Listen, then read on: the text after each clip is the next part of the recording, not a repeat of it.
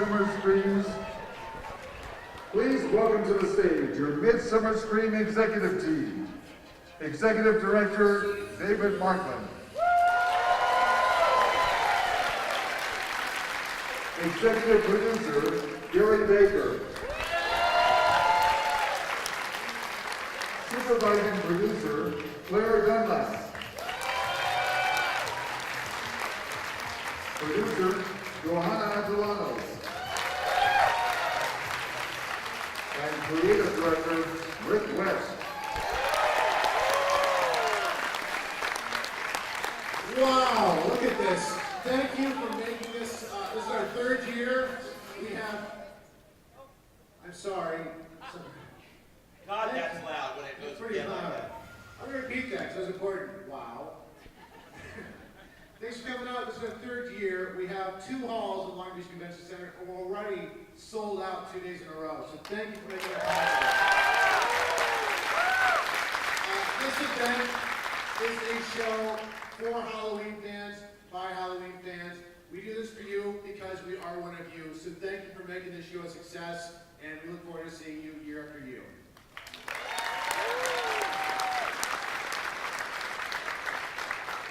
Yes, thank you very much. And the people would really, really want to say thank you to. And if you see anybody wearing a white bat t-shirt, please reach out and say thank you to them. They are the lifeblood of our team, the white bats.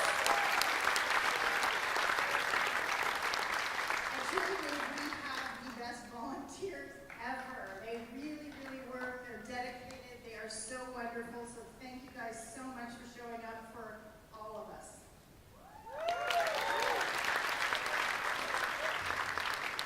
Hey guys, what a weekend! Thank you so much for being here. We're here because of you, and we're successful because of you, and appreciate the support, following us on Twitter, just being excited throughout the entire year, and leading up to this weekend. I can't believe it's over, and we'll be back, so we're excited, and thank you again.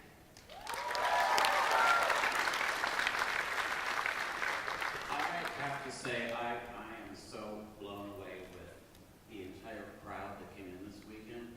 And I have to tell you, 3 years ago, when we decided to start this, I'm so glad we did, because we did this for the fans, we did it for the vendors, and we did it for the presenters. And I truly think that we are becoming the biggest show in California.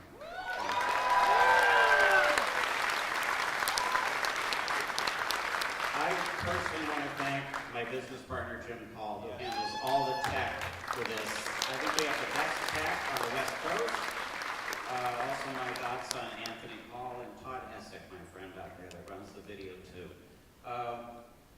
And we have Lionel Pescamante, who is our stage manager. He's done an awesome job. And ladies and gentlemen, the voice of Midsummer, Kevin Horton.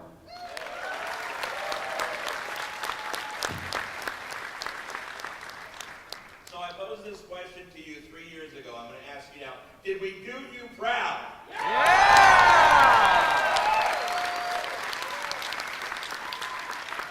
As everybody has said, we come together every year to do this for the best community in the world. You guys are a show of force. You're a force of nature out there. Long Beach Convention Center is our home, and we've embiggened the Hall of Shadows. Did you guys like that this year? How about that vendor show floor? And of course, all the panels and presentations.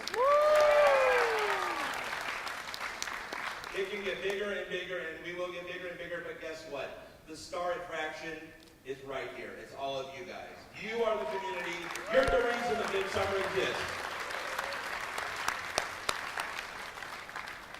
So we are very excited for this last presentation. It's something that we wanted for a long time. Any Halloween Horror Night fans in the house?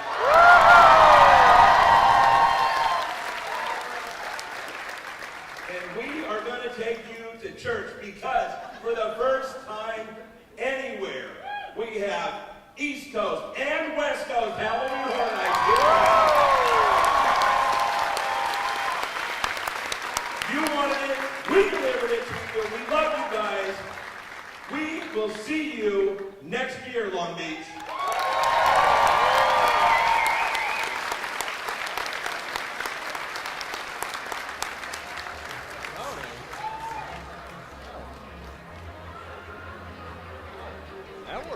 That was the executive producers for Midsummer Scream. And next is going to be the panel discussion for Universal Horror Nights, Orlando and Hollywood for the first time on stage together. Thanks. If you have any questions, shoot them out. There's going to be a Q&A after this presentation out in the lobby. So if you have any questions, let me know, and I'll do my best to ask them.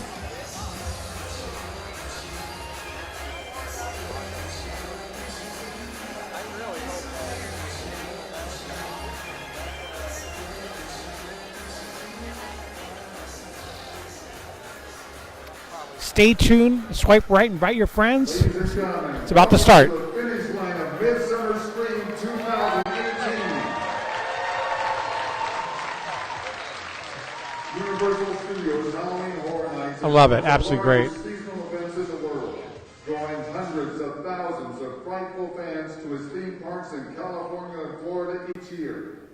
Midsummer Scream is thrilled to bridge the gap between East and West as we welcome representatives from Universal Studios Hollywood and Universal Orlando Resort to our stage for the first time anywhere.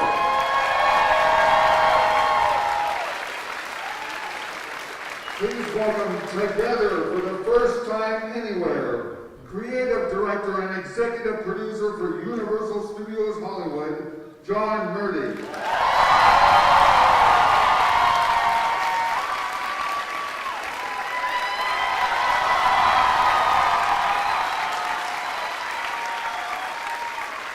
Art director and production designer for Universal Studios Hollywood, Chris Williams.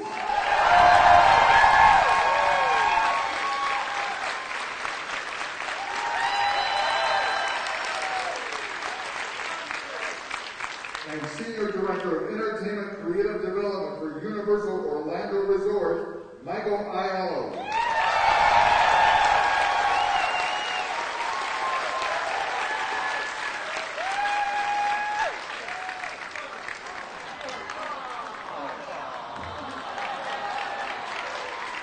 Hey.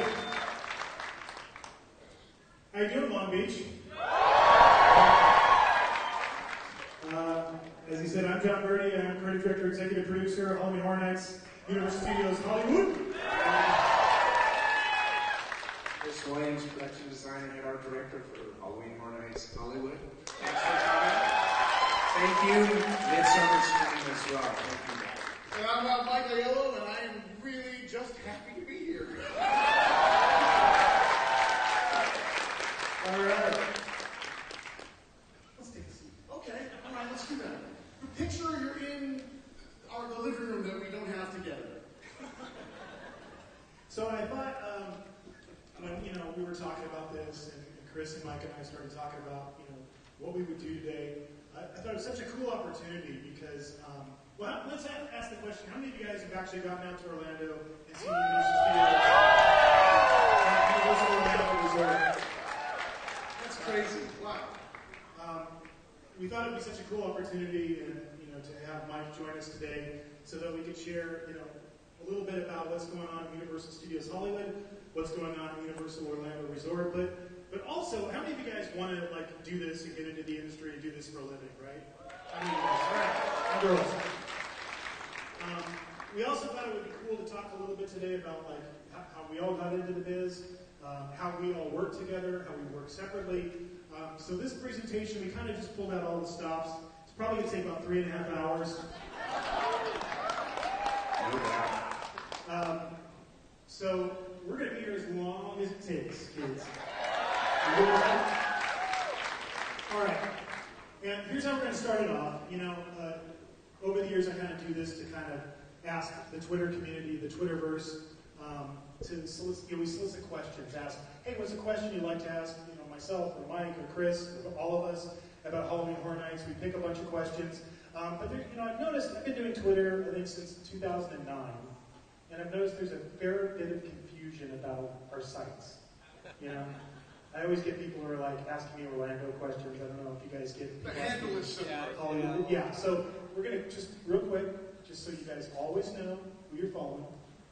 This is the Twitter site for Universal Studios Hollywood at Horror Nights, right? This is the Twitter site for Universal Orlando Resort. Don't blink, it's not that different. It's just the big O, the big R, and the big L. Mike also has his own site, and It's really boring, you don't want to go to that.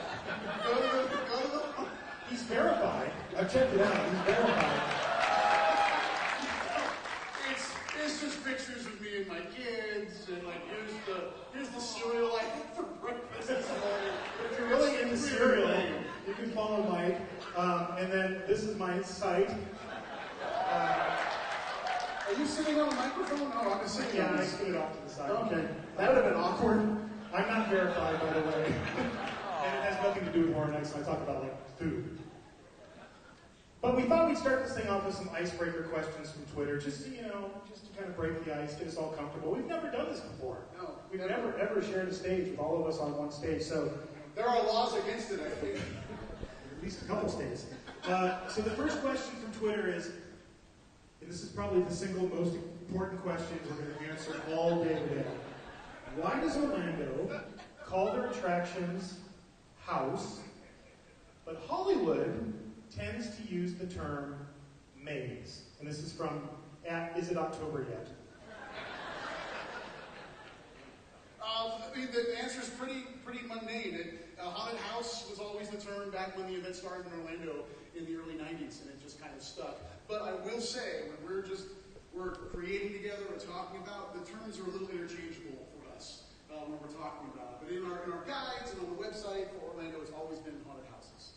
When I came in '97, they were always called mazes, actually. But Do you know why? I don't know. I really don't, I don't either. know. And Because they're amazing. Or it could be that they're more linear and smaller in scale. Trademark. you know, it's not even like the real definition of a maze, because we're not confusing you, we're not putting you into dead ends, we're not doing anything. If you really did that, the throughput would be like 200 people an hour, and Hawaii would be 6 hours. I think the honest answer is we have no idea. We really don't. And when I came in 2006, when I came to bring back Horror Nights with Chris, they just said, you're going to do one maze this year. And I went, oh, okay, we'll call it a maze. That's it. Thank you. Is it October yet? All right, question. What is your favorite Orlando house, and what is Mike Aiello's favorite Hollywood maze?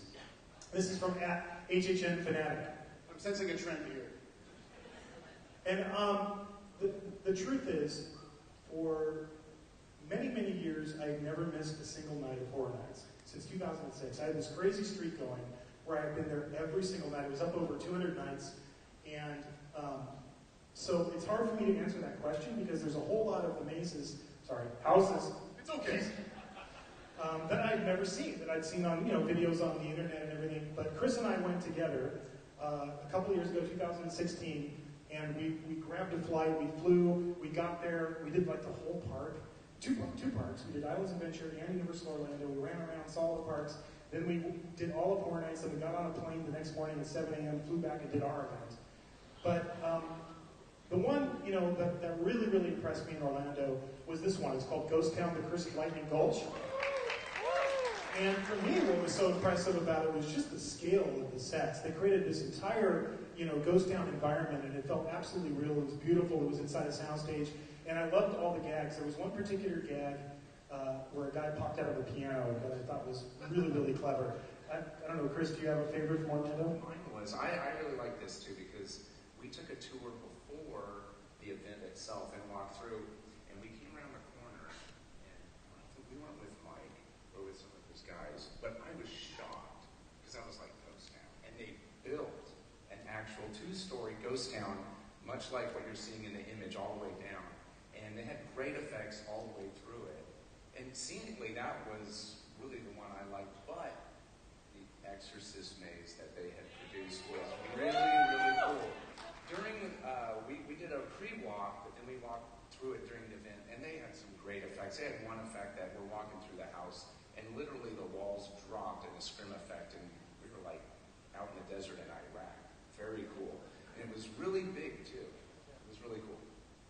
And one thing too, I'm going to let you off a little easy, but every year I've worked on the event that I've known John. I think we've known each other now, two of you have known you since like 2009 now. Talk to John, hey, come on out, come on. Every year he's like, I got a streak, man. I got a streak. Serious? I'm not going to break my streak. I'm at the event every night, not breaking the streak. And you did it for me. You know what broke the streak, actually? What's that? My niece decided to get married on an event night. And I was so pissed off. And I was like, you gotta change that. And she's like, I can't. The invitations have already gone out. I'm like, I have a streak. So that's what broke the streak. So I'll get to Orlando more in the future. And Mike, your favorite? Horror Nights house. My favorite was actually the first maze I ever went to. House of 1,000 Corpses in 3D, Zombie Vision. So for me, we've done 3D mazes in the past in Orlando, but I gotta hand it to Chris and John and their teams. The 3D in this maze, I love this movie. My favorite part, some of my favorite parts visually are those interstitials that Rob Zombie did that kind of broke up the scenes, like real quick, kind of fever dream interstitials that were throughout that movie. The 3D in this maze literally captured that. And I was blown away by it. And again, I really like this movie a lot. So being able to, again, that's the cool thing about, I've been to the Hollywood event a lot of times. But here's the thing, that going through... I live closer to you now. I know you do, I know. It's in Ireland now, so it is technically closer. But the really cool thing about, working with our teams in Orlando, and the one thing that we don't get is to be able to be surprised by the mazes or haunted houses that we create, because we know where everything is. We know every beat, every step. So being able to come to the Hollywood Park and experience the mazes here and not know anything about them, it's a really cool thing, and something that I don't take for granted when I'm able to come and visit. I get to finally be a guest and a fan and walk through a Halloween Horror Nights maze that I know absolutely nothing about. So it's really cool. My favorite premise, by the way, for an Orlando original maze, and I couldn't put it down because I didn't see it in person, was Nightingales. Did you? Oh, yeah. Yours? That's right. Yeah, I'll talk about that a little bit later. But I just love the idea of the World War I thing, but I'll leave that because we're going to talk about it a little bit later. All right, moving on. Let's get personal. Uh-oh. Question. What is your biggest fear? This is from @blogamist31. Want me to go? Yeah. Going first.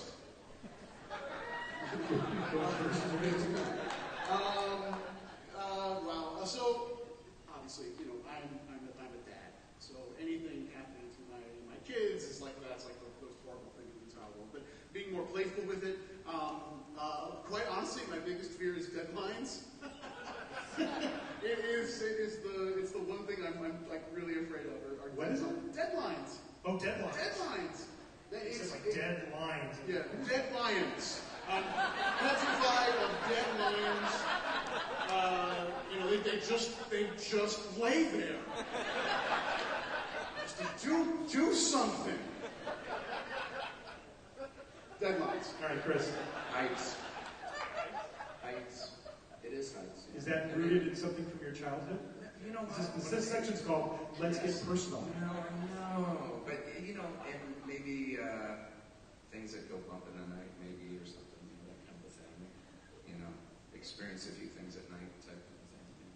It's a tough question because we're always kind of around it. Everybody that's in this industry is always around the things that scare us the most. So we get a little bit, placid towards some of those things. I was never really afraid of like spiders or anything like that. How about you? Like nothing like that. No, mine was heights actually, but not as a kid. I would climb the highest tree. Okay, believe it or not, when I was in college and like the second or third day, he doesn't know this. The third night I was out in college, we drove to Westwood, me and some guys who I didn't even know, and they were like, hey, let's go to the Hollywood sign. You ever been there? So we did. We drove over to the Hollywood sign, and that one, when it was accessible, and I climbed on the back of the H all the way to the top. And yeah, it was pretty scary then. No way would I ever do that now. There's just no way. But over time, I've just gotten really fearful of heights. I didn't know. I did. I climbed on the top of the H, and I honestly, I did it for bragging rights. So there you go. Okay, now I'm going to test everybody's knowledge of the Hollywood sign because do you know the Hollywood sign in the 70s was in disrepair, it was falling apart. Do you know who paid for the O? Hugh Hefner. Thank you. Alice Cooper. Alice Cooper paid for the O as a tribute to Groucho Marx because he was really good friends with Groucho Marx. So, obscure, useless trivia for you. If nothing else, when you leave here after our 4-hour panel, you will have learned that. All right. Oh, I have to go. Yes. I have really weird phobias. I'm afraid of wooden spoons and cotton balls. Seriously, I'm seriously afraid of them. I can't even say it. For real? Yeah, no, this is real. I have a hard time even talking about it, so I don't like the texture. I can't touch cotton balls. I can't touch them. I can't handle them. They freak me out. Wooden spoons has a lot to do with when you're a kid and you get those chocolate ice creams when you're a kid. Remember those? They came with the wooden thing in it. I couldn't. The texture. Don't like it. So, I'm serious. That's really freaked me out. in Orlando, we get to do a few original mazes in our slate, and I think I found one room theme that I'm going to force you to go through. Our performers have gotten wind of this, so sometimes when I'm going through an event, a character will come up to me and hand me a bunch of cotton balls. Worst. Moving on. Are you scared by your own creations from Hypnopilot V1? Suppose that means what we create. Are you scared? No. No. Chris? I would say no, because overall we kind of know what's going to happen and what's going on. But I tell you, unless a performer moves into a different location where they're not supposed to be, I get startled a few times every year. Or I'll tell you, dot rooms. We did a Black Sabbath maze, and we did this dot room that was totally black, but then we just spattered green UV and try to get a nuclear field. So I'll be honest, when I walked in there and I'm looking for them, and they blend in so well that I'll scan the room and I'm looking. I know they're looking at me, and they're right here, and I can't tell that they're right here the whole time. So there's a few times where I do get startled. Yes. I think it's the same thing.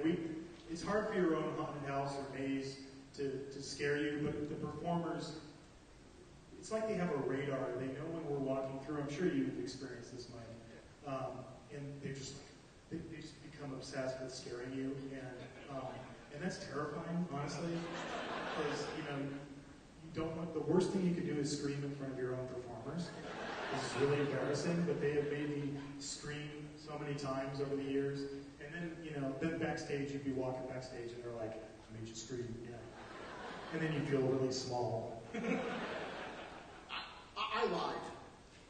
What? I misinterpreted the question. I thought it meant the ideas that we have. Did you mean did your the children scare you? actual? Oh, my children terrify me. So we're talking about when the event is happening, we're walking through. So yes, there was a moment, and that was an American Werewolf in London, the first time we did it in Orlando. That werewolf terrified me growing up when I watched that movie. And just like the Hollywood Park, we built full-size puppets based on Rick Baker's designs, and these were fully articulated. Again, in Orlando, they were actually manned by a puppeteer, so it could be whatever they wanted to do. It wasn't a fixed interaction with the guest. And we had created a kind of a darkened space to simulate going through the moors. And it was a right angle turn. It was the first wolf in the maze. And I had not seen it fired yet. I literally held back not seeing it in the actual space for the first time because I really wanted to get the reaction that an average person would. So walking around that corner, and when that thing fired, and seeing that in real life to scale was like,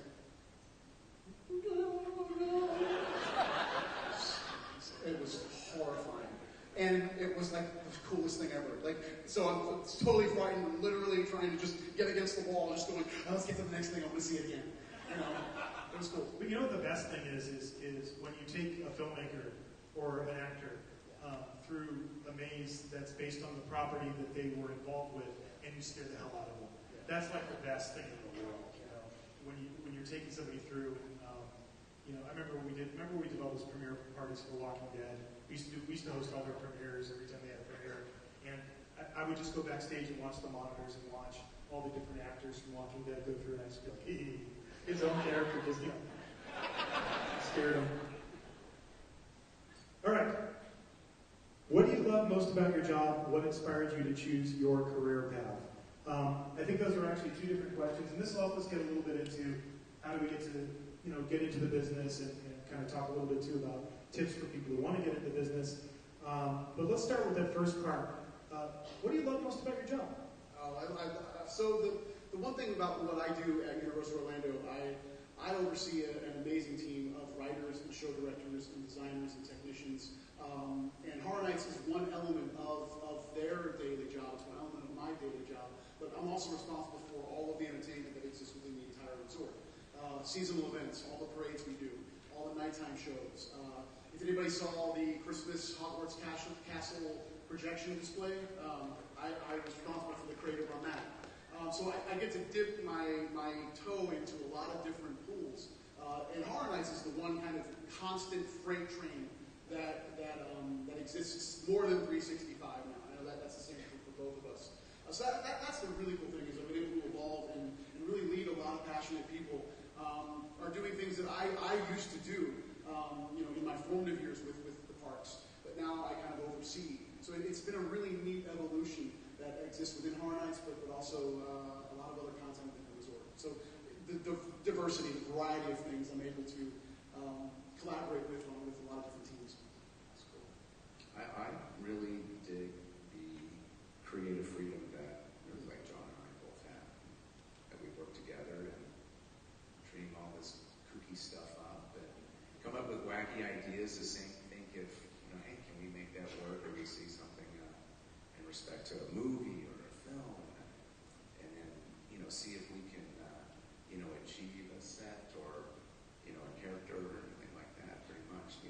One thing that's a really great thing is that we know we are going to actually physically produce 6 to 7 of these haunted mazes, houses, in a year. We know we're going to actually do that. Where, some creative institutions and other places, guys will develop stuff for years and it won't come to fruition. One cool thing is that we know we have an end. We know where we're going to end with it. So, which I think that's just really cool. I remember in the earlier part of my career when I was working in Universal Creative, in the beginning when I first started out, my ratio of things that I worked on to things that got to produce, at one point was 48 to 1. Like you generate that much material that would never see the light of day and no one would ever see it, no one ever walk through it or write it or experience it. So I agree with what Chris said. You go in, you have this mountain of stuff you have to create, but at the end of the day, all you guys are going to get to go through it. And the kind of sad part of it is it's going to go away, too. So it's only going to be there for a limited amount of time. So that initial creative process is one of my favorite things. And then the other thing is seeing performers bring it to life. That's the second most favorite part of the experience of creating Horror Nights. It always has been for me. I love Chris and I's initial time when we work and we do all that initial creative work and the back and forth that goes on in that.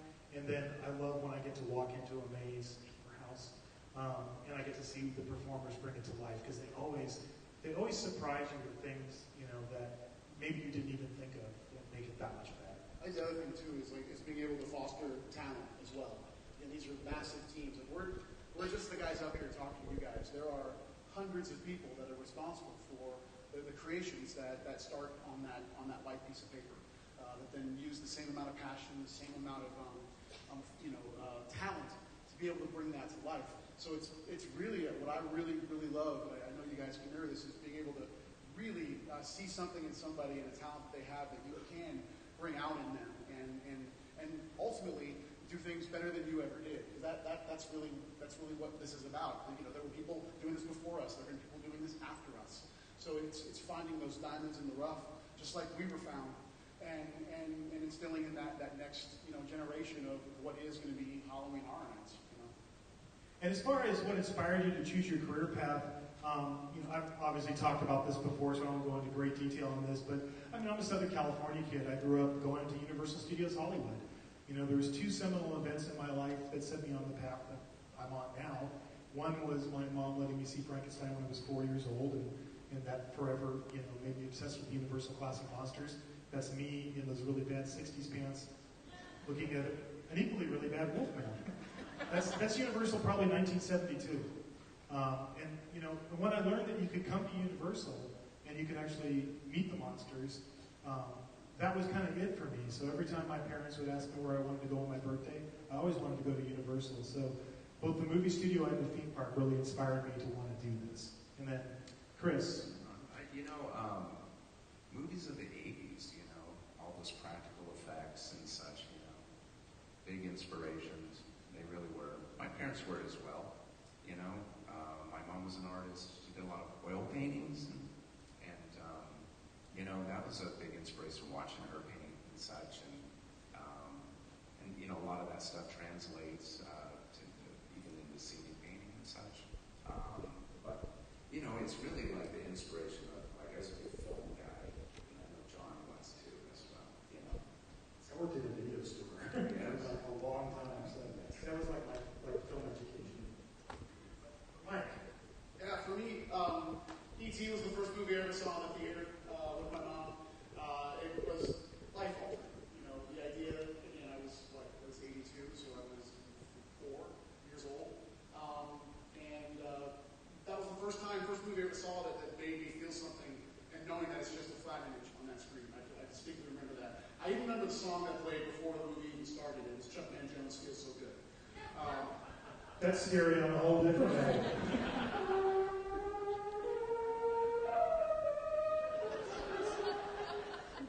Look it up on iTunes. It's snappy. I don't have to look it up. I lived it. And then Halloween was that terrified me as a kid. I saw it way too young. But I distinctly remember watching the end of that movie, and it's brilliant because it still affects me the same way every single time I see it. Myers, gets shot, falls off the second story, lands, and then later on in that ending, you just see his outline. And then the brilliant thing John Carpenter did was just cut to other homes in the neighborhood and was kind of searching for him. And I distinctly remember looking out the window of my room, going, "He's out there." How did they let him get away? Again. And I distinctly remember that, looking out that window, just being terrified, because the neighborhood I saw on that screen looked eerily similar to the one that was right outside my window, and that was brilliant. Cool. What training and schooling would it take to one day join your team of concept creators and your positions specifically? Wow. Okay, well, we'll see you later. Have that removed. And what course should we take within the company? This is from Kyle Harden at Yahoo. Thanks. Yahoo K. Thanks. Training, schooling. Yeah, schooling is a big deal. It really is, because, hey, I'm looking for somebody, in a sense, if I'm, say, looking for an art director, somebody with experience, really. That's what I'm really looking for. So experience that they've already had experience in production in some way, entertainment production. And that all backs up into schooling. Schooling gets you your experience, and experience will get you to really where you need to be. But it's really the schooling part is more of a theatrical training in that respect. And you're fine arts, right? You're a fine arts. Yeah, I had a different approach, actually. When I was in school, I didn't have like a theatrical training, but it was in fine art. So that was the direction I had, basically a starving artist, but when I would think about that and think of the future, it's like, I don't want to paint on a bunch of canvases, and I surely don't want to starve either, So, in my wacky brain, I was really looking at different approaches in fine art. So what I would mostly create, honestly, were art installations or environments. So, I've talked about it before, which I've created like environments like in hell and other aspects like that, and more spiritual environments that actually those help me to get, smaller jobs that I get experience to be where I'm at today, actually. What about you, Mike? For me, I didn't go to college. It was all life experience. I really think, there are two types of people. Well, there's many, but there are two that I'll define here. There are those that really like the structure of being in school and that sort of classroom structure, and there are those that simply don't. Those that absorb materials differently, and I'm certainly in that category.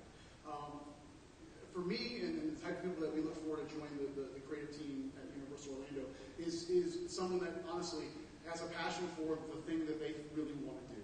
A lot of the show directors on my team, Charles Gray, Patrick Blair, Blake Roswell, they're led by an amazing woman named Laura Sauls. I've been with her for years and years and years.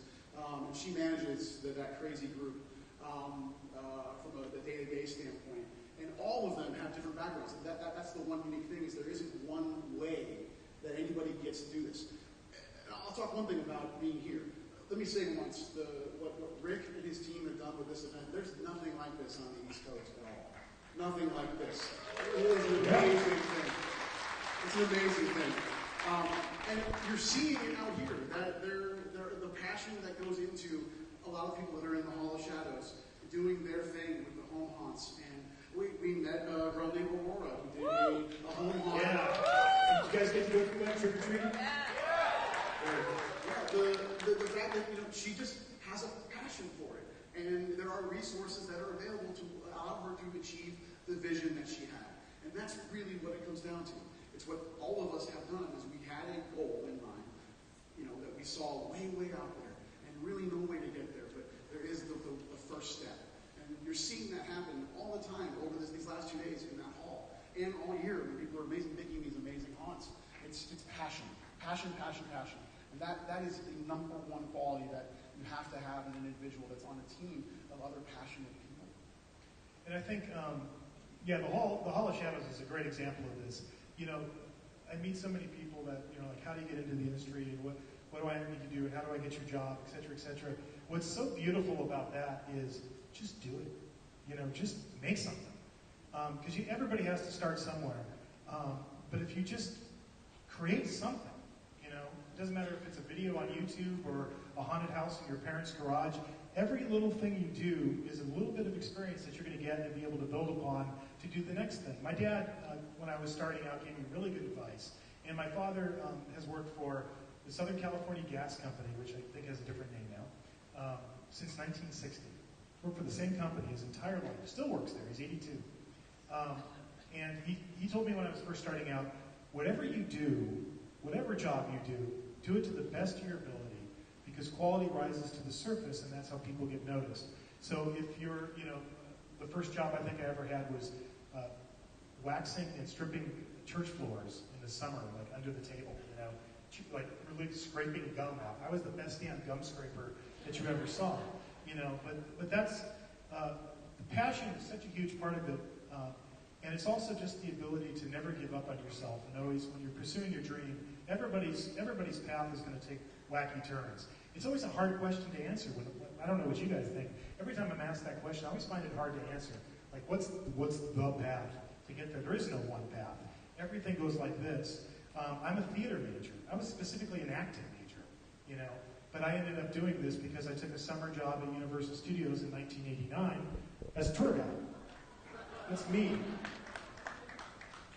And that's the picture of me talking, obviously, as a tour guide. The other picture in the polyester yellow Kodak outfit was I worked really hard as a tour guide. I got bumped up to be a summer supervisor, and then I just kept going. And then all of a sudden, somebody told me there was an opening in what was then called Universal Planning and Development for the ET ride, where we built the ET ride, as a production assistant, and the old special effects show, which was called The World of Sin Magic. So I just went for it, and then every step led to something else. But it only did that because if I was a gopher or a production assistant, I was the best damn gopher or production assistant you could imagine. And I've seen this with Horror Nights countless times, and I'm sure you guys have too. All these people who come to work for us, sometimes there's characters, and we have characters who are on our design team today. Troy's probably out in the hall somewhere. You recognize him because he's always wearing a fez. There he is. Troy, put your hand up. Troy was a character in our Thing days, and he was the perfect Norwegian. He had a great beard, and then when we made him look all frozen, he looked awesome. He looked like he was from Norway. He came here, and remember he studied Norwegian so he could speak it. He did. He learned Norwegian. In a maze where he didn't have any lines. He didn't even, and Troy, he didn't have lines, but he still learned Norwegian. But Chris found out later that he had a whole design background. Yeah, he came and he approached me and talked to me. But his design background is he went to Cal Poly San Luis Obispo for the School of Architecture, which is like a 5-year program. Schooling serious. is and it's serious architecture. So he's gone through that and he's done some serious studies. So a lot of the work that, honestly, most of the elevational stuff and the frontals that you see, Troy really helps us with that, figure that stuff out to make it look right and appropriate because, we're not building 30-foot buildings, we're truncating them to make them look appropriate, And then, since I had some free time on my flight, my 48 hours I traveled to be here today, I raided Mike's Facebook page to find out exactly where he came from. Look what I found. Would you like to explain this, Mr. Aiello? Yeah, so I've been with Universal in Orlando 23 years. I started when I was 17 years old. And the picture there of me in that blue shirt, that's me as a skipper on the Jaws boat ride in Orlando. I love that ride. It was awesome. It was awesome. It was going to be a summer job. It was going to just be 3 months, and then I was going to, move on. And it became a 23-year career. So then I literally would change the script of the tour because I wanted to change it up. And that was Did you take it to Jaws 3D, or how did you change it up? No, it was more Jaws Revenge. Yeah. They filmed that movie when they started at Universal. Really? Yeah, I was on the set.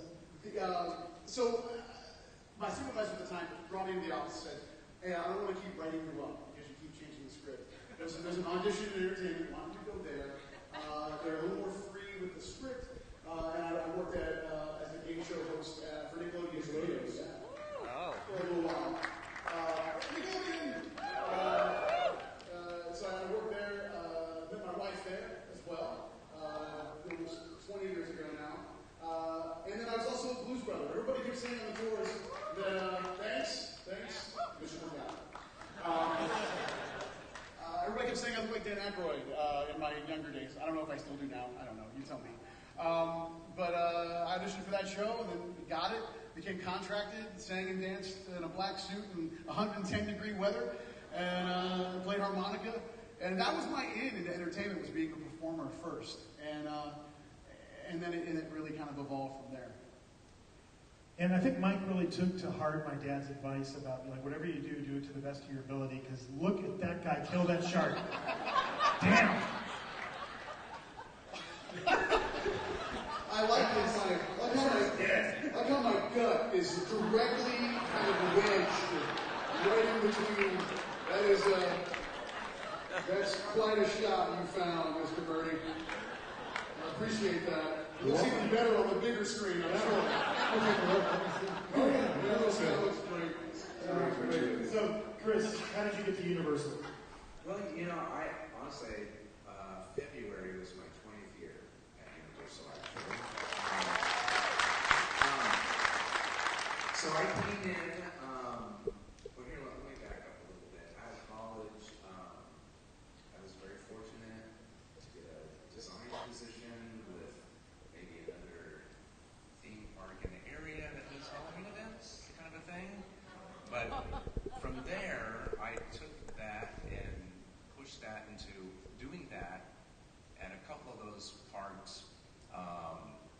few years, and that's where I gained some pretty darn good experience.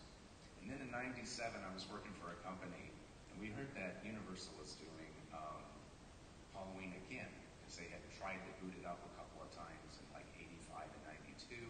This was in '97. I came with another company, and we got the contract to design 3 mazes, and if I remember right, it was like Crypt Keeper, Stone Vault, and Area 51, and we did another one, which was like a classic monster. Yeah, I think I went through those actually. Yeah.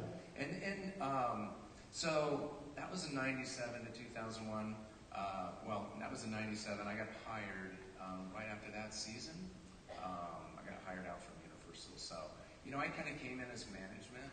I came in, they created a position as an art director, honestly. They didn't have anything prior to that. Been very fortunate, in that respect, because honestly, that had happened. That was several times that happened at a couple of these parks, honestly. See some value into something, and I kind of took advantage of it. So I've been there for like 20 years and just doing it, right? But I think what's cool is that you can see, like, Chris came in already at a management level. Mike and I started as frontline employees and worked our way up. So there's all kinds of different roads and all kinds of different paths to getting where you want to get. But the important thing is your dream and always keeping your focus on that. Thank you for switching the slide, by the way. You're welcome. I knew you wanted me to do that. Okay, we're going to do one more of these questions, then we're going to start getting a little bit into talking about our process, and then we're going to share some stuff from 2018. What is the most troubling, disturbing, scariest scene you can think of that you both created? In other words, which scene has stuck with you the most and made you question your own sanity for even creating it? Wow, they used all of the text in that Twitter. For me, this is a behind-the-scenes picture from our maze Lago. This is when we were building it. Chris and I wrote this scene, we put this scene together, and then, I didn't have kids at the time. I don't think I could do that scene today, honestly. We were going over the river, and you find La Llorona's dead children floating in the water. And what was even creepier about that is, I remember they were too big, and you had to cut them in half. These sections, so they're about that thin. So they would float, the water honestly was like 3 inches thick. It was very, very, very shallow. We had to colorize it so you wouldn't see the bottom of it. And I gotta be honest with you, I agree with John on that. This is like the creepiest thing that we did. At that time, John didn't have kids. At the time, I did, and they were young. So yeah, we had a lot of conversations about that. Not only the kids, this was kind of the first maze that we had some religious iconography in there as well. And we debated a lot on that, if we should, show that, and we decided to as well. And also, if you know the La Llorona, the eater of children, we showed that too. She literally ate them, yeah. Really, intense, I think. We talked a lot about that and debated that. I think the big thing is on this is something that we created out of our own mind. We didn't look at a TV show and go, hey, we're going to grab this scene and do it. It's not like from a film and pull something from that. It's something that we were thinking about and how to present it and how to show it to you guys and make it scary and creepy. So I really think that is the one that La Llorona really threw out. I would agree. And then for Mike? Yeah, to Chris's point, being able to create something that is from your own brain and the team's collective consciousness and create that isn't replicating a movie scene or anything like that.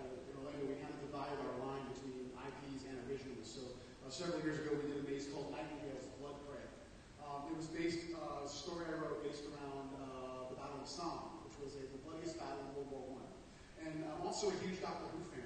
So I wrote the story, female doctor! How about that? I can't wait. I wrote this backstory literally as a Doctor Who episode. Like this would have been like my version of the Monster of the Week. And the Nightingale is a carrion monster that only appears in areas that there's a lot of death and mayhem because they're carrion. They don't kill; they only feed on the dead and dying. So placing this storyline within the bloodiest battle of World War I, this was pretty intense. We literally built a maze that was below ground level. The guests are walking through World War I trenches, and this chaos is happening all around them. The entrance to the maze was a trench that literally had a tank as the centerpiece. You actually walked underneath it. It was to scale. Massive facade for it. But this was a pretty intense maze. This is one of my favorite original mazes that we did in a while. All right. Let's talk about living horror movies.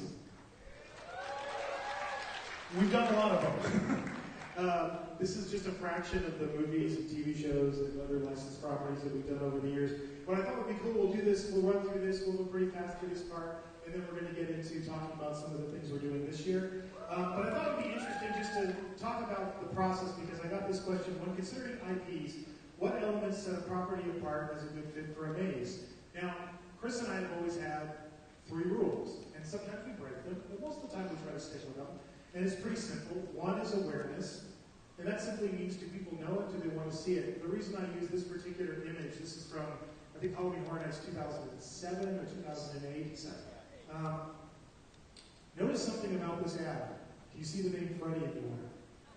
Do you see the name Jason anywhere? Do you see the name Leatherface anywhere? Do you see the words Nightmare on Elm Street, Friday the 13th, Texas Chainsaw Massacre? This, to me, is the greatest example of awareness.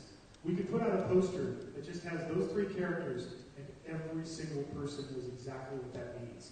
That's the ideal for a maze. If you could put an image out, and instantly people go, I know what that is, I want to see it. That's what we look for. Number 2, we look for characters that we can replicate in a live environment like a maze or a haunted house at Halloween Horror Nights. I use this particular image from Saw because a lot of times when you're working with movies, obviously Freddy's a great character to replicate because it's a mask. But something like the reverse bear trap, if she didn't have that headgear on, I don't think that would work. You wouldn't know what it was. So we're always looking for things that have great characters that we could use our live actors to bring into life. And lastly, it's environments. Of course, this is from Alien vs. Predator. But we're always looking for great environments that we can replicate in a live attraction like Halloween Horror Nights. Is that any different for you guys, what you look for? No. It's the 3-legged stool. You described it perfectly. Question, what does it take to collab? I'm going to use that term there. For both parks, how often do you have to meet to talk about the mazes? Yeah, it's early in the process. It's literally from the IP standpoint. Probably after this show, actually. Yeah, John, Chris, and I will sit down and just kind of spitball ideas on some brands that we haven't attempted before. If there are any white whales that are out there that we've always wanted to do that haven't really materialized yet, it's a really cool kind of first conversation that we'll have. That it's really preliminary at that point. Just trying to get our head wrapped around what does the event want to be in year 2 or year 3. And it's funny because sometimes they line up. Like Chris and I will put a list. We usually put a list together, and then we'll talk to Mike and go, "Hey, here's what's on our list." And sometimes he's got things on his list that aren't on our list. And sometimes we go, "Oh yeah, I'd like to do that. Oh yeah." And like some years you'll see us line up with a lot of things in common, and some years less in common. And it's really just when we build those lists. And that's at the beginning. We have some every other week meetings that we call and talk to them. We talk and we go through actually, like say for each meeting a trade. So one is costume design, and another one is makeup, and another one is technical, and then project management. So we do meet at least some standing meetings every other week as well.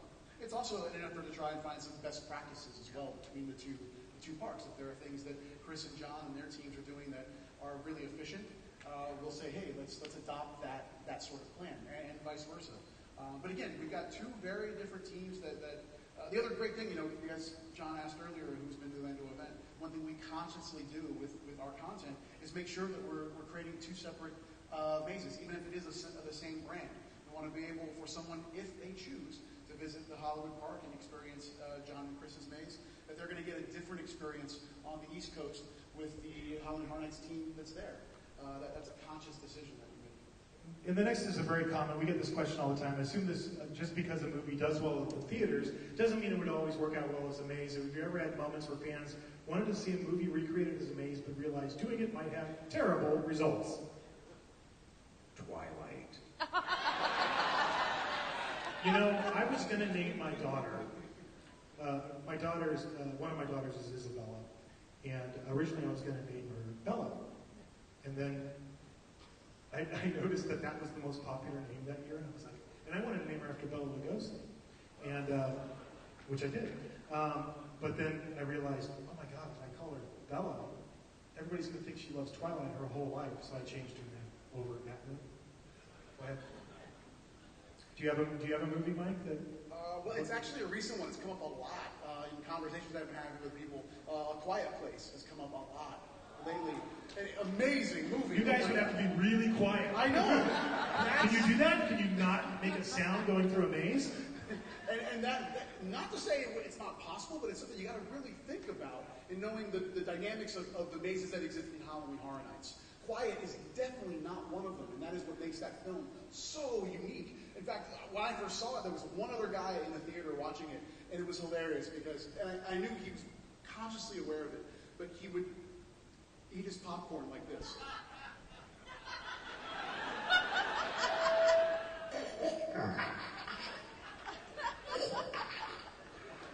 In like the most inopportune time, and I'm just sitting, I'm like 3 rows ahead of him just going, come on, man.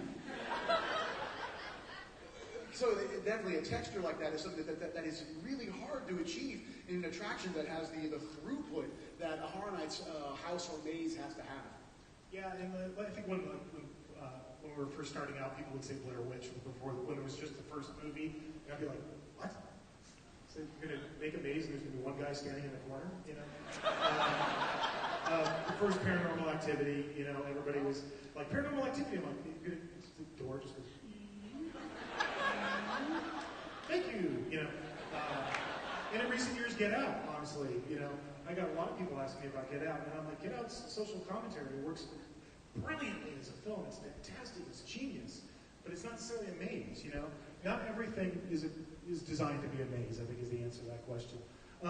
What's the process like for creating an IP? How long does it take to get the rights to certain films? This is from Has a Michael G. The answer is a really, really, really, really, really, really long time sometimes. A crazy long time. For 10 years, every year, Chris and I, Mike, eventually when we start working with Mike, we would go, can we do The Exorcist? And the answer was always no. And then 1 year, the answer was yes, and that took 10 years. Shining took 11, 12 years, something like that, from when we started. So sometimes it does take years and years and years to chase something to get it. What I thought we'd do really quickly, and I'll go fairly quick through this because we want to get to the content of what we're going to be talking about for this year. But just really quick, somebody asked me how we create a maze from start to finish. We're going to run it through it, and we're going to compare how we do it in Hollywood. We'll take the IP approach for Hollywood. Mike's going to take the original approach for Orlando. But obviously, it starts with the concept. I just used Alice Cooper Goes to Hell because the particular concept for that maze is marrying that album together with Dante's Inferno, and that was kind of our leaping off point for that maze. And then Mike, you put... Yeah, Dead Exposure, Patient Zero is a new original maze we're doing this year in Orlando. And again, the concept, it actually happened at a bar with my buddy David Hughes, who's one of the designers. We did this maze, this is a prequel to a maze we did a couple of years ago.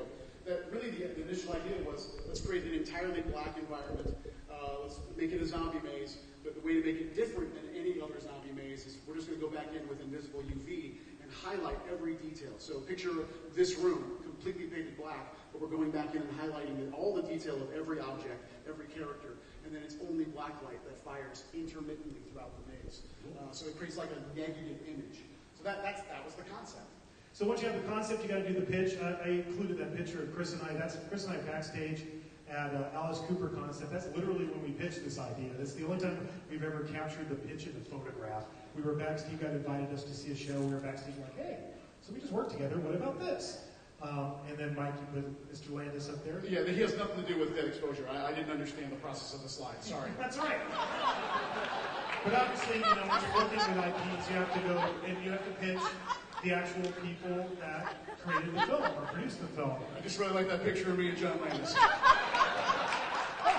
It's good. Then you go through preliminary design. Chris and I would always work together. We called it the Post-it note version. We take Post-it notes for, you can see it up there, scenes, characters, effects, what the music was, and we would just play with them on the wall, moving them around until we had a basic flow. Yeah, same thing. We do a lot of whiteboard descriptions, and then we even start doing some kind of really basic ink board ground plans, like D&D. It's D&D when you're growing up with graph paper. That's the exact process. And then from there, I'll sit down and write a treatment. Usually that's about 100 pages on the left. And don't read this because it's from Trick or Treat. You're not supposed to know this. So don't read anything about the Rock Gory scene, with the Halloween School Bus Massacre kids or any of that stuff. So that's an example of what our treatment looks like on the left. At the end of the day, they're pretty similar. We just have slightly different formats. Different formats because our teams, coast to coast, just have different ways they like to take the information in. Again, Orlando's is a narrative with just a briefest of visual references, and then a complete discipline breakdown grid that has all of the nuts and bolts of what the narrative is describing. And at the end of the day, this document becomes the Bible of, like, everything needs to be in this document that's going to be in the maze, because that's what everybody's working off of. But then Chris would take it from here, and he would do the drawing package. So I'll take the treatment, and then whatever space that we're in, whether in a tent or in a queue, just really wherever we're located. And then I'll just start to rough it out in scale, usually like in 1/4 inch, and really trying to plug in all the elements and also other elements like tech rooms and performer rooms for like break rooms, as well as mask and makeup room and accesses throughout the maze itself, mechanical rooms. So,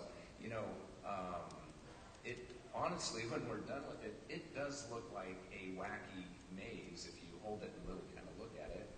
Maybe that's where the term kind of came from. But, essentially that's where I rough it out, and then I'll hand it to my art team, which is like head with Randy Creason, who's in charge of my show set team. We talked about Troy Zimmerman. He drew this little plan, and what this is, and it has all the call-outs for The Shining, and what this is a representation of is our Grady twins. Pepper's thank Ghost. you, our Pepper's Ghost Gang. So. And then on the other side, we will take those kind of like blue line basic sketches. We'll actually start going into a program called SketchUp. It's available to anybody. Anybody can download this program. It's really useful. So we'll actually create the mazes in 3-dimensional form so that we can actually walk through them and really get a sense of the angles, get a sense of the scares. We can do a lot of adjustments at this point in real time. This is a tool we've used for several years now, and it is invaluable in the UO process. And then we get into elevations in the scenic package. So Chris, on the left is soft. That just has all the call-outs, so, that's essentially our raw elevation, for our basic typical building for right now. And then we take this and we give this to our technical team, so, we can figure out the structure.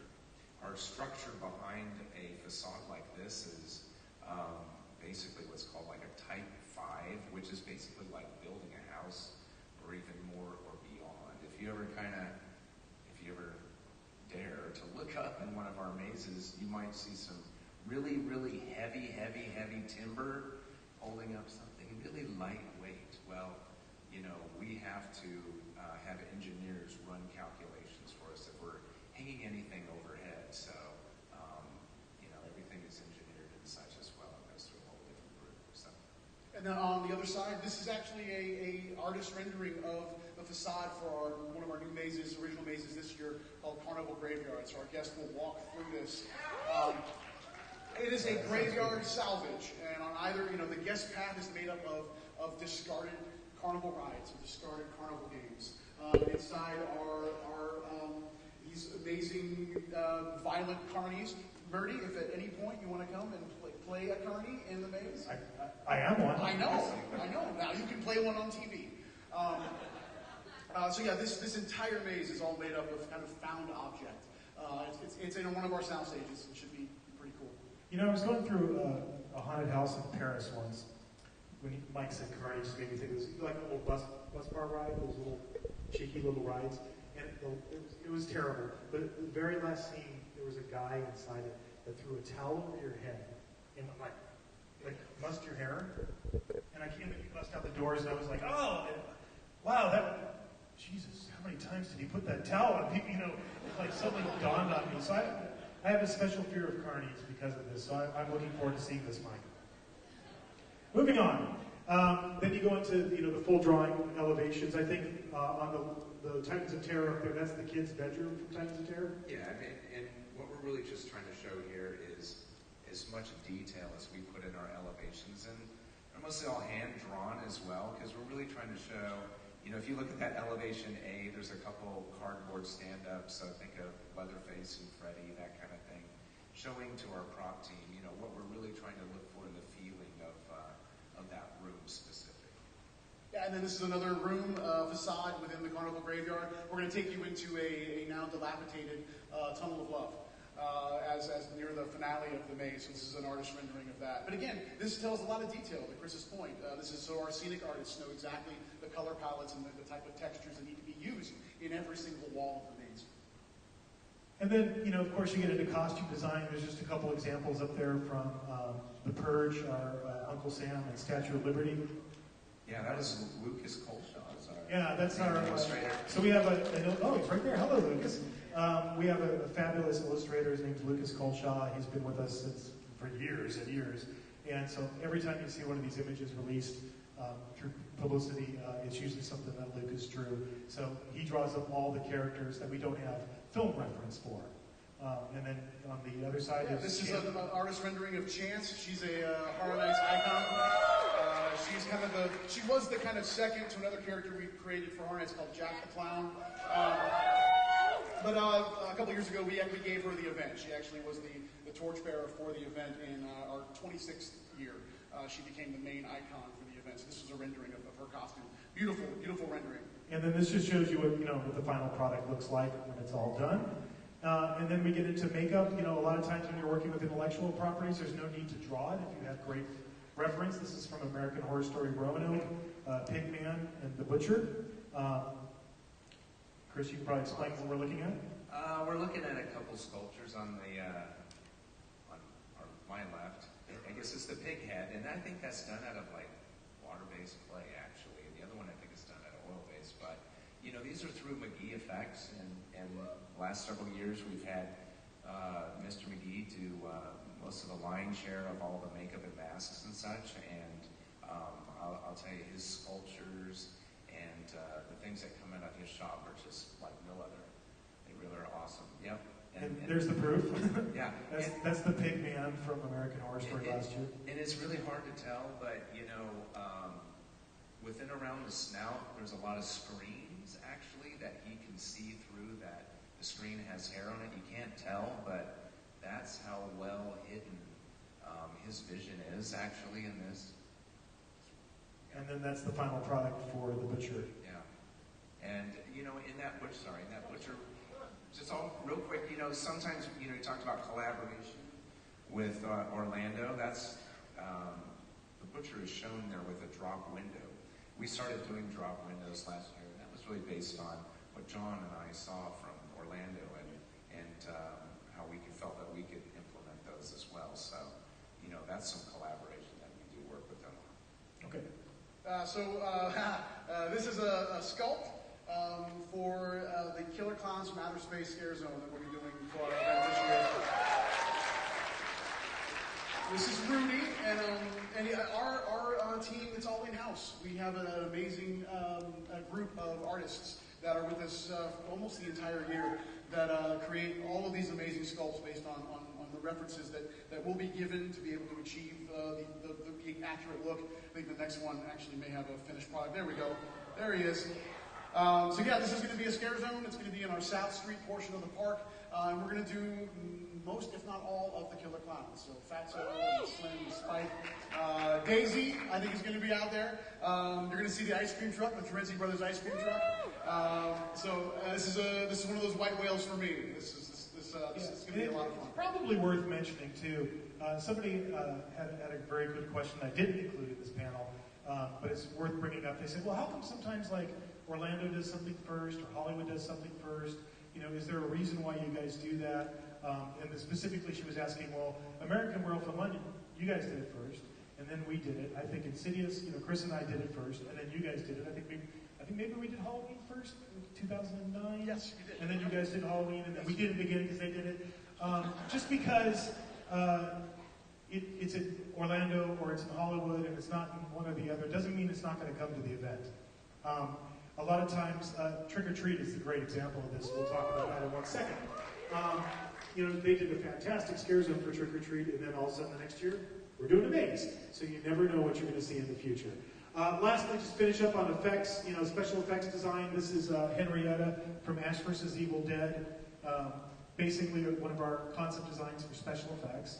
Yeah, and this is a little puppet thing that was working on with our effects team, and John and Lucas and Marissa Gallion, who heads our effects team up as well. And so this is just a concept of Henrietta with a puppet, and then we took this idea and then went to our warehouse, which we have a big warehouse, and then we did a little R&D with this to see how it worked, and through that we discovered that it was best for the puppeteer to be behind, actually, Henrietta versus on the side of her, and then that's how we actually finished it out and had the puppeteer behind the wall with a mechanical mechanism that she could also turn her head to the right, and only to the right, because essentially that's where the flow went.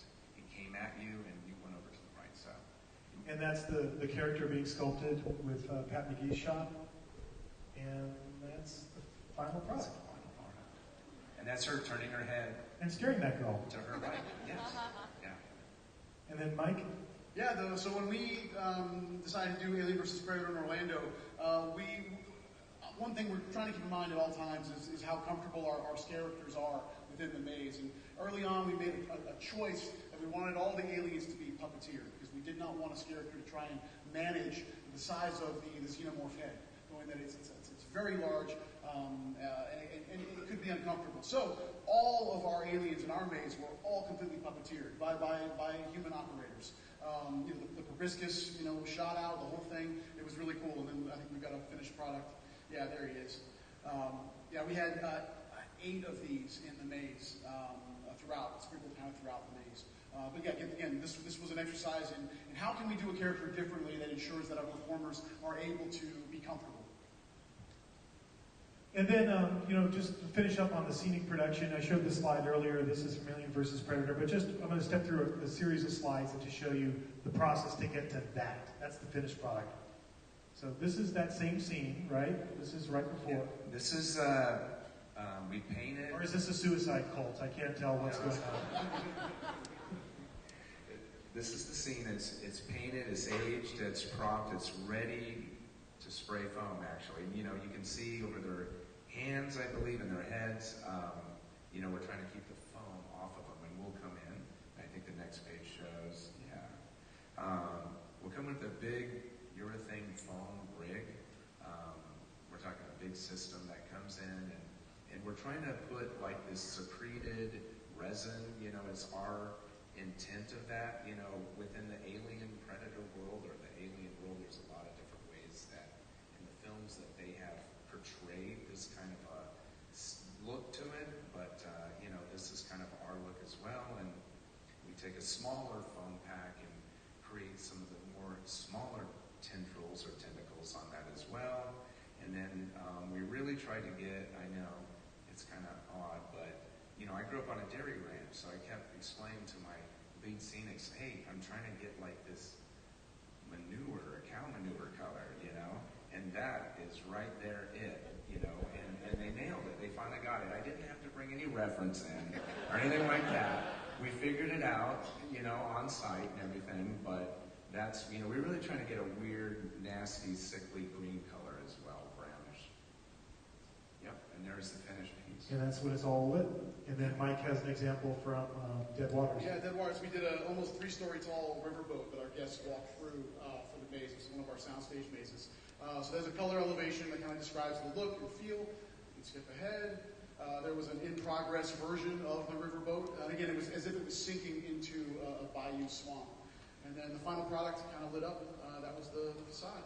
It was absolutely beautiful. It was named the Susan Moore. She was a costume designer that passed away during the production of this, so we named the boat after her. All right. How long have you tried to have a trick-or-treat maze being Halloween Horror Nights from Carlos era? A long time. We met. This is Michael Doherty, by the way. This is the guy who wrote, created, directed, produced Trick or Treat. He also did Krampus. You guys remember Krampus? This is Michael in our Krampus maze. I think it was 2008. Yes. You and I went to lunch with Mike Doherty, and I think Trick or Treat had just come out, or was about to just come out, and it was supposed to be theatrically released, but at the end of the day, it came out straight to video, right? Yeah, it came. And Mike started talking to us that long ago, so 10 years ago. We had a long lunch, and then, every so often we'd always stay in touch with Mike, and then eventually when Universal Studios was doing Krampus, we hooked up and did his film. But the conversation about Trick or Treat with Mike started back in 2008. Obviously, we went on to do Krampus together. This is the facade. I don't know if it's the finished facade. We'll just in a couple minutes. But that was the facade of Hollywood. And then this was your final scene, which was different from ours. Yeah, we actually took you into his lair right at the end of the maze. And last year, of course. Yeah, last year we did Trick or Treat as a scare zone in our Central Park area of the studio park back home. And again, this was just a labor of love, and really just trying to get the brand out there, get some awareness for the people that don't even know about Trick or Treat, because it really is it's kind of a cult following because of its kind of direct to DVD release. But it's the most beautiful film. It is a Halloween tradition for those that are in the know. So we did the scare zone first to really get our guests kind of in the know. And the beautiful thing about this film and the content is that even if you've never seen Trick or Treat, you know Halloween, you know the holiday. So there's a lot of textures there that are immediately that you immediately grab onto, even if you've never seen this film. And if you've never seen Trick or Treat, I doubt a single person. You have to. It is like it's the Pulp Fiction of horror films, in my opinion. It's the way it's structured. And then there's one last, they did such a beautiful job with that scare zone. It's just gorgeous. It's great. No, the team, man, they knocked it out of the park. So I guess when we all started chatting this year, I think you brought it up. You said you wanted to do a maze. Yes. And I had always been holding out, honestly. I'd always said I wouldn't do the Trick or Treat maze until they did the second film. But I got tired of waiting, honestly. Because if you know Mike Doherty's doing the next Godzilla movie right now. So, the next Trick or Treat movie wasn't going to be at its time. What about, were you on that same wavelength? I'm on board. Yeah. What I love about Trick or Treat is it reminds me so much of like Creepshow, It's anthology horror, and I love the way all of the stories interconnect. So we're going to take you on a little sneak peek of Trick or Treat, if that's okay.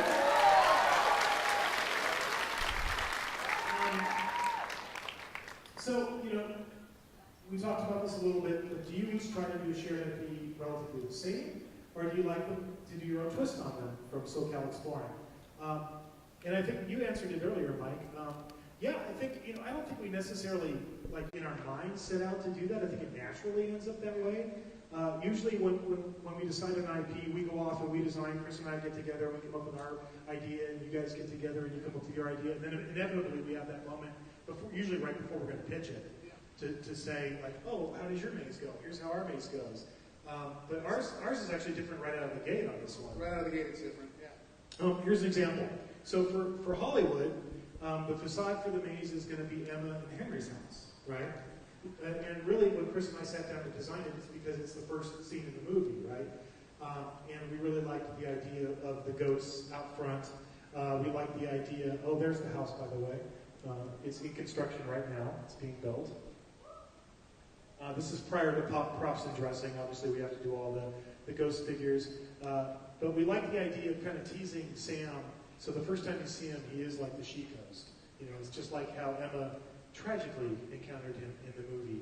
And of course, you're going to run into Emma as well when you're going through this section. But for Orlando, because we had done the zone already, we really wanted to kind of hit the guests over the head with something large in scale right off the bat. So we're beginning our maze with Creek's house. And this is in our parade building facility. So we're building Creek's house, and this is to scale. You're going to walk through the front door to scale of Creek's house. So these are some in-progress photos of the facade for our trick-or-treat maze in Orlando. But the thing I noticed right away when we all started comparing is that we hit all the same beats. Like literally every beat in the film that's in our maze is in Mike's maze, and vice versa. They may be in different spots, but all of the same beats are going to be hit. And just again, to just, like we look at each other's work. Sometimes we blatantly steal things from each other. We blatantly stole this idea from your Scare Zone, actually. The idea of doing the puke scene. And if you don't know what we're talking about, maybe Mike, you could explain what you guys did. So in this story, obviously, Wilkins, he has kind of poisoned a lot of the candy that he gives out to kids who have been bad. And this unfortunate young man eats some of that candy and he vomits profusely. The most chocolatey vomit you've ever seen. Chocolatey, yeah. It's disgusting. So we recreated this in the Scare Zone. We actually had made a dummy of the small boy that on cue could vomit right there in front of the guests as they were walking through the zone. And then Wilkins was a live performer, so he would kind of draw the guests in closer and then cue it right before, right when they didn't expect it. And this poor dummy of this kid would just profusely vomit all over the street. It was awesome. And we both saw what Orlando did, so we incorporated a similar effect into the maze. So when you go to the principal, and I should mention, because it's an anthology horror movie, we're really trying to introduce the different sections. So there's like little tableaus that introduce the idea. Oh, this is the principal, or this is the Halloween School Bus Massacre, or this is Surprise Party. So we're going to do all of that as you're going through. And then you sent me a video recently where you guys were R&D'ing with Marissa and her team, Mr. Pukey, or whatever we're calling him. So I can tell you the way that we positioned this is that you guys will definitely get wet. Pukey wet, yeah, which is better than normal getting wet. There's a picture of what we were just talking about. There's the chocolatey bloody puke. Yes. And there's Mike's Scare Zone from last year, right? Yes, that was last year, yeah. Surprise Party, that's another section of the movie where these girls are dressed up in kind of sexy princess costumes and they're going to a special party, and then once you get there you find out there's something very mysterious going on with these girls. So that's your costume, I think, on this? Yes, yeah, that's a work in progress. We made some alterations between the costume that we did in the Scare Zone and what we're doing in the maze, but that's an in-progress version of our Red Riding Hood. But we really wanted to capture that moment, and it's in Chris's design, just like you see there of walking down that lane in the woods, and something terrible is, you can hear it in front of you, something bad's happening, and lots of people are dying. But we wanted to have that moment where you're walking through the woods and there's the jack-o'-lanterns and everything. As I mentioned, something bad happens with these princess girls. They all start to transform, and at first you think they're kind of turning into vampires because they get the fangs and the features that are very vampire-like. But then they rip off their flesh and they turn into werewolves, like that. Ooh, it moves. It's cool. You just watch that.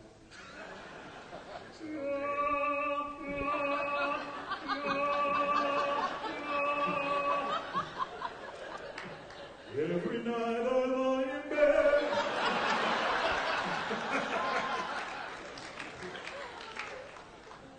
I do the whole song. My kids have been watching.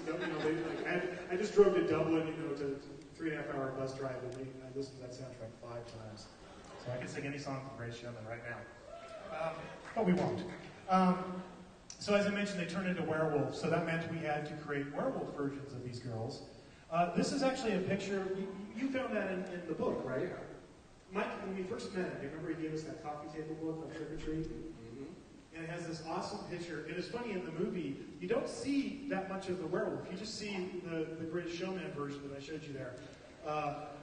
But you don't really see the full, transformed werewolf until it's just the head howling at the moon at the end of Sweet Dreams by Marilyn Manson. But we're going to show it all. Oh yeah, of course. So let's show it off. This is our sculpt for the werewolf girl. This is done by Pat McGee Effects. And how we've gotten this positioned is that our performer will look out the mouth there, through the mouth, to see vision. So, we can alter the head to make it look very canine. And it's such a weird combination because you also have to marry the princess dress to this. So it's just a bizarre thing. And then Mike? Yeah, this is an in-progress version of a puppet we're developing for the wolf as well. So you'll see a couple different versions of the wolf in the maze. This is, again, in progress of a puppet that we're building to be able to really attack the guests. And much in the same way, again, that's one thing we learn on things we've done in our past as well. Figure out how can we improve it, change it to make it a little bit better, a little bit more quality. But yeah, that's a little sneak peek there. And we're working on a similar thing, but it's not quite sculpted yet, so I couldn't share it with you today. But you'll see in the maze. And then, of course, you know, there's the Werewolf Girls mid-transformation. We actually, in our maze, you're just going to see them as the Werewolf Girls, but you're going to see this look in the scare zone. Oh, damn. Yes! You didn't hear that. But this is going to be the, yeah, we're doing a trick-or-treat scare zone. There you go. Oops. Too late to take it back. Well, come on, it's you guys, right? You're not going to go on the internet and talk about this, right? I can trust you. So for the scare zone, we're going to have both the fully transformed werewolf girls and the girls mid-transformation. So this is the prosthetic sculpt for the mid-transformation werewolf girl. Of course, we have to do the Halloween school bus massacre scene because it's bitchin'. And when we were working on this, and you guys thought the same exact way, when Chris and I were talking about how do we want to do this scene, this is an image. I think when I was writing the first outline, I sent this image to you and said, Yes. that should be what we see. Exactly. Yep, and that's what you'll see. So you're going to see the partially submerged school bus in water with all the cat tails, is that right? Cat tails around it. And you encounter all of the school bus massacre kids. If you don't know the film, this is the school bus massacre kids. These parents put all their troubled children on the bus and they pay the bus driver off to drive them into a quarry and kill all their kids. But of course, as in all horror movies, it doesn't quite go like that and they come back. When they come back, they look like this. They've been rotting down there in that water for decades, so they look all, you know, kind of partially disintegrated and mildewy and slimy, and that's the look that Chris and I latched onto for the maze. And just to give you a close-up, that's kind of what it looks like in the film.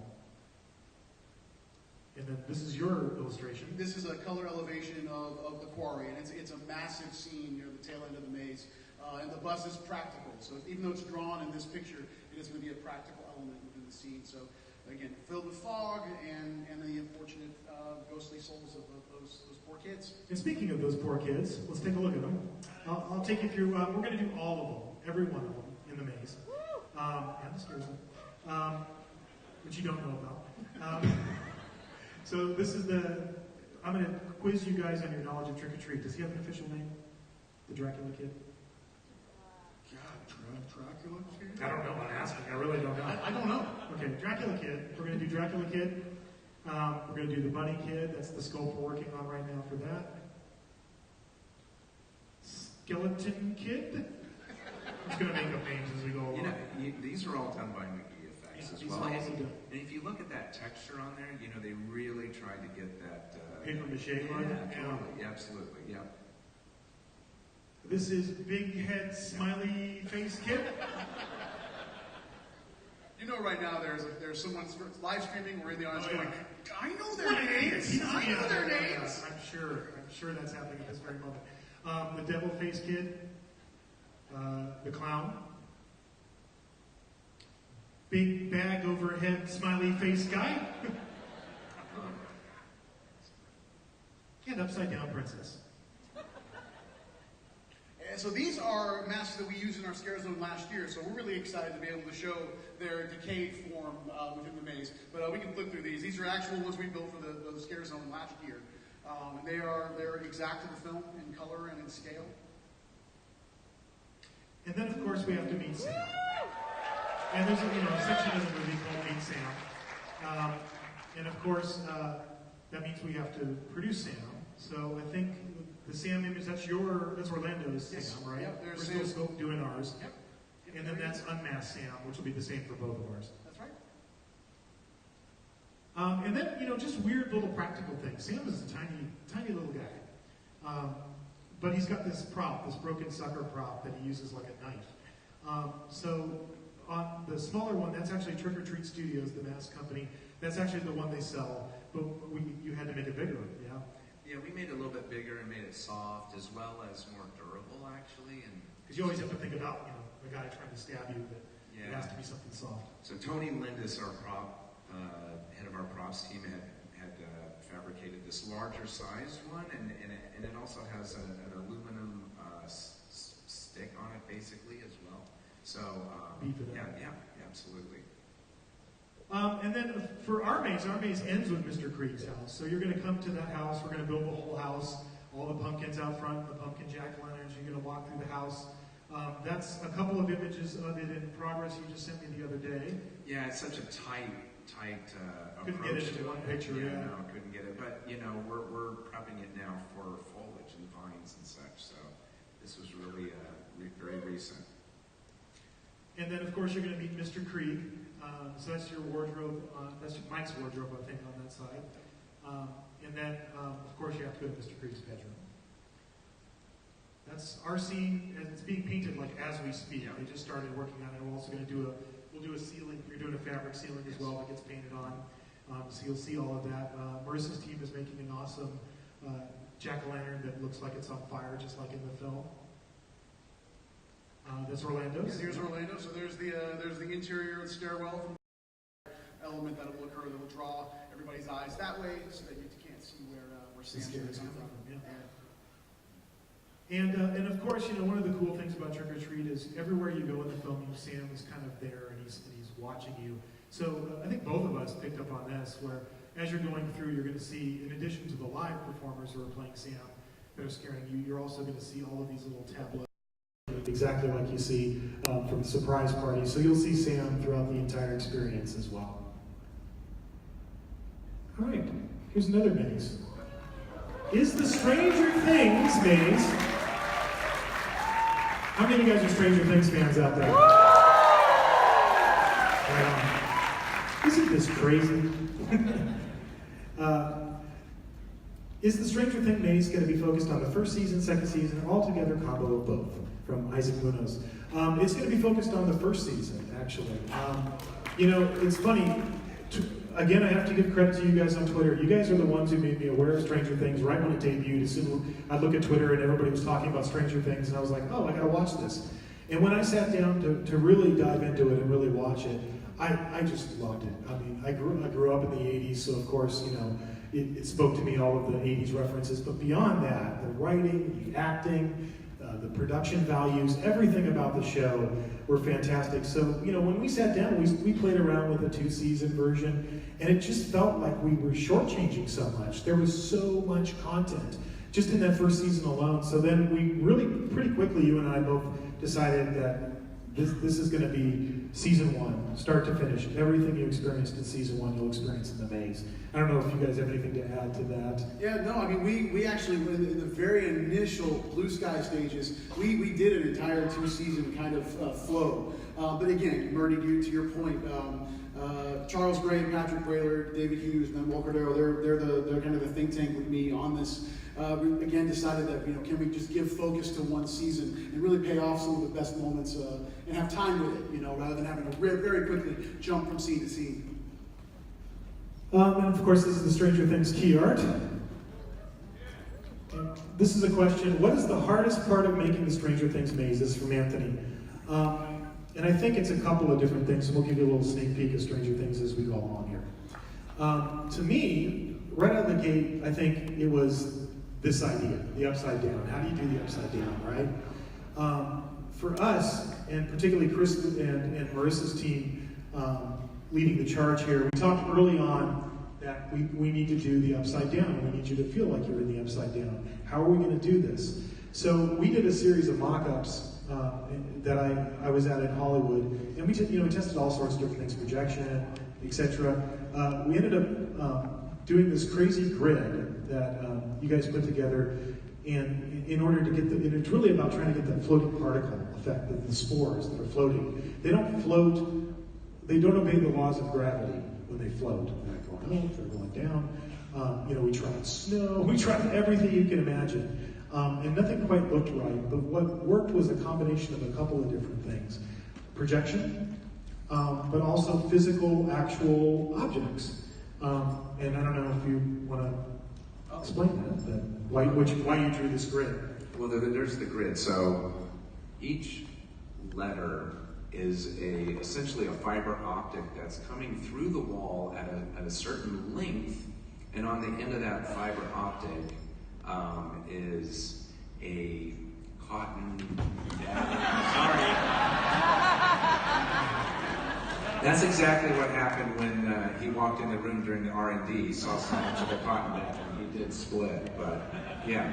And that's what it is. It's a tiny little piece of, like, honestly, it's like from a snow blanket, you know, so it's a little bit different than a cotton ball. And it's to diffuse the light, yeah. so you can't see the point of light. And also then to simulate kind of the spore kind of look and feel to it. And then with a fan, depending on how long they are sticking out from the wall, will give some movement.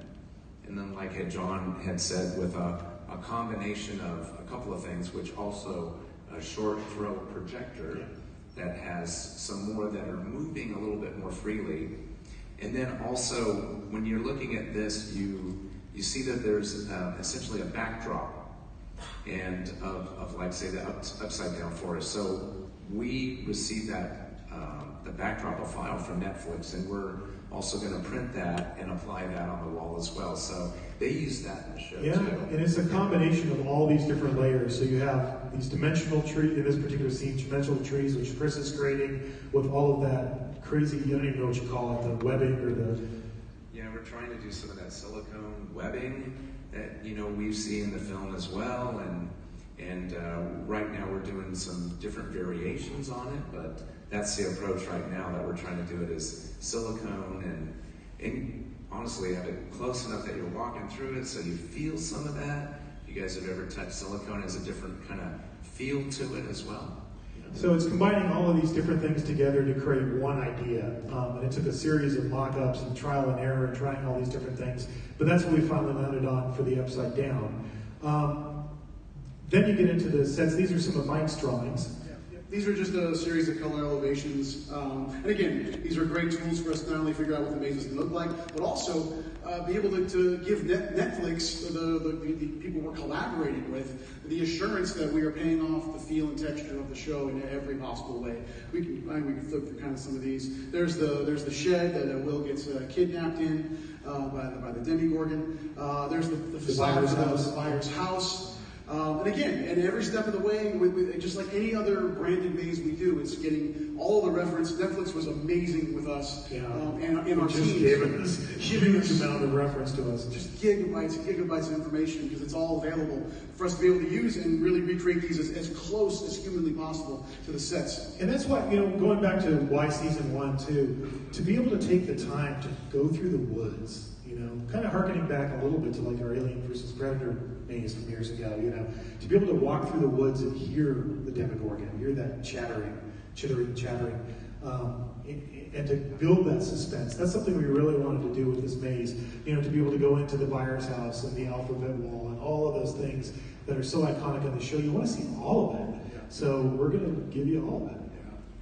This is the Hawkins lab. This is going to be a 2-story lab. You're going to actually walk around the tank that holds 11 for during those experiments they put her through. 2-story room, 2 scale with the show. It is literally the exact same size as the set on the show.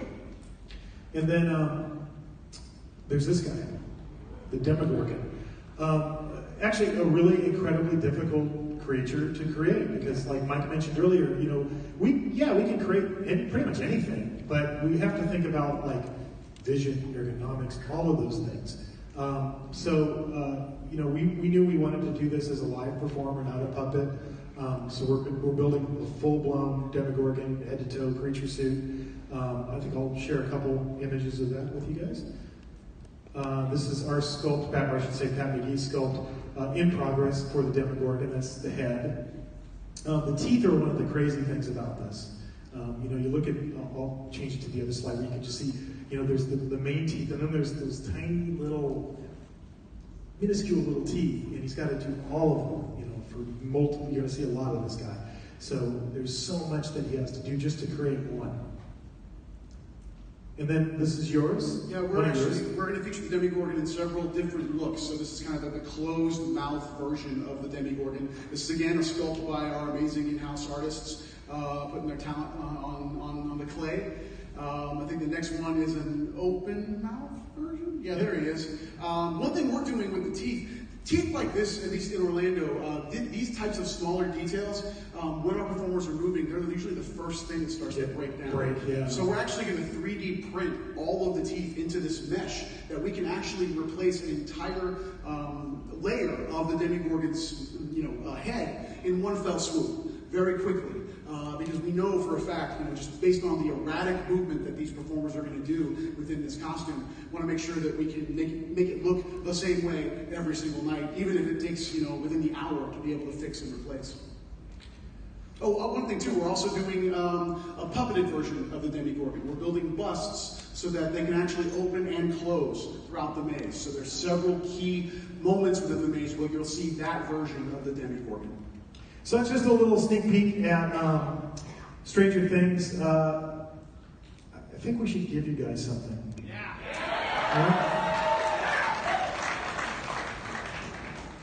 How about 2 front-of-line tickets to Halloween Horror Nights 2018 and an exclusive behind-the-scenes tour with one of the creators of Halloween Horror Nights, if you can answer this question. Here's how we're going to do this. You can be the judge. Okay? Oh, okay. Because in what I have here. Come on, Brian, help me out here.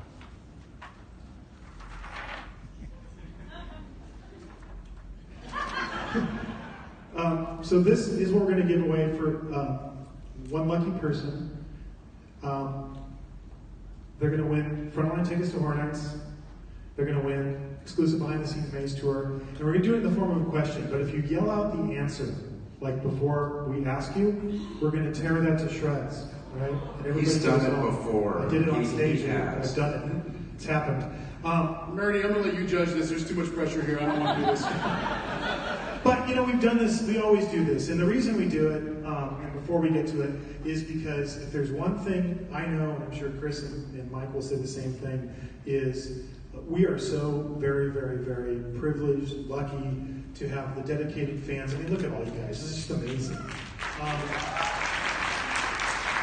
Believe me, we appreciate it. As people who started out, building mazes in our parents' garage and, all the things that everybody does when they start out doing a home haunt, and to be able to get to do this for a living and to do it for all of you guys, that is a huge privilege. And to see this event grow, both in Orlando and in Hollywood, from where it began to where it is today, there's only, one entity I can think to thank for that, and that is all of you. So, thank you. Thank you.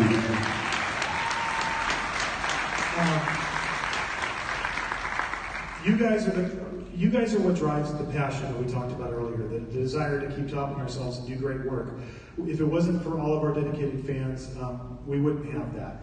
So thank you so much for being here today and participating in this and coming to Midsummer Scream before we give away these tickets.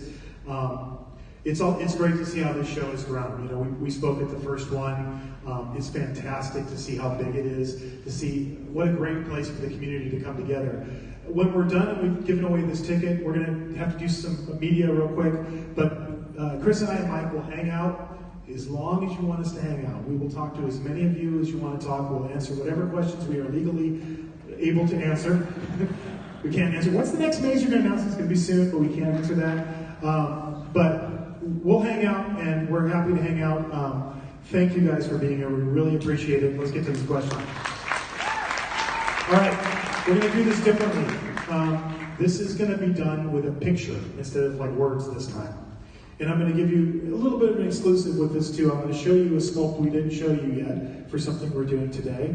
And you're going to have to tell me who the character is, right? I'm going to just show you the makeup sculpt. And I'm going to ask for a hand. And then I want one of you guys, to pick the hand. I'm not going to pick it this time. This is your thing, man. I'm over here. Okay. But don't shout it out, okay? And I'm going to give you a hint, because I know, got to prep you for this. It is going to be a 2018 sneak peek. You're going to see something that we're going to be doing this year. So it's a maze from this year. It's one of the ones we've announced. It happens to be this one, the first purge, okay? So I'm going to show you the image of the character, And then I want you to raise your hands. Chris, you're going to pick one person. Yes. That's fun, Nick. No, I'm not here, man. I'm not here. Who's going to do it? You're going to pick somebody? Okay. You're going to pick somebody. Okay, I'll let you do it. All right. If you mess this up, man. So come up here so you can see them. What's your name? Oh, good for you.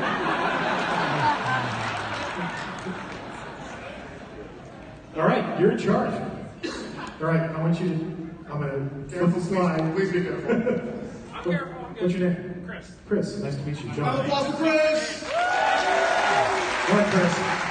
Okay, hold on. You guys ready? More lights. What is the name of this character from the first Purge? Everybody ready? Don't yell it out. But how can you know? There you go. That guy right there in that red shirt right there. Skeletor. Skeletor it is. Come on up here.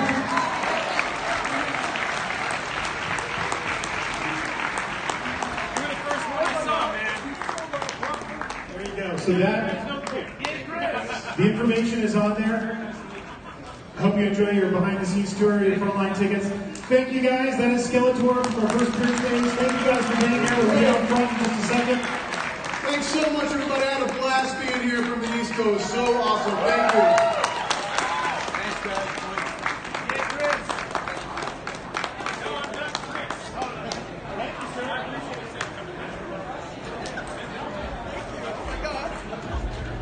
Well, that's it. That's a wrap. This is the end of the 2018 Midsummer Scream. The Granddaddy finale was the talk, almost 2 hours talk with Universal Studios Orlando, Universal Studios Hollywood. We want to thank you all for watching. We're going to go back outside, see if we, depending on how many people are here, we'll see if we can get some questions in. So we're going to try to sweep back on, Periscope back on. If you have any questions, text them to me. I'll see when I can get them out. Otherwise, thanks for watching. Happy Halloween. We'll see you next time.